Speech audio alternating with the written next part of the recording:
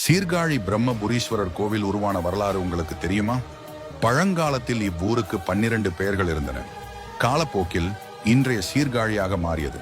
சைவ பக்தி மரபில் இக்கோயில் சம்பந்தரின் அவதார ஸ்தலம் என்பதால் இது மிகவும் முக்கியத்துவம் வாய்ந்தது. இக்கோவிலில் 3 நிலைகள் உள்ளது.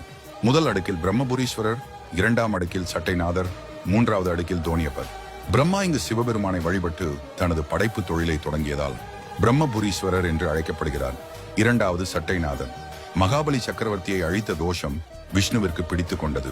விஷ்ணு வேறு, தான் வேறு இல்லை என்பதால் அவரது தோலை சிவன் சட்டையாக அணிந்து கொண்டார்.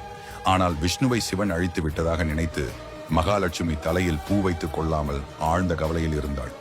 இன்றும் ஒரு வழக்கப்படி கோவிலுக்கு செல்லும் பெண்கள் பூக்களை வைக்கக்கூடாது, ஆண்கள் சட்டை அணியக்கூடாது. 3வது தோணியப்பர்.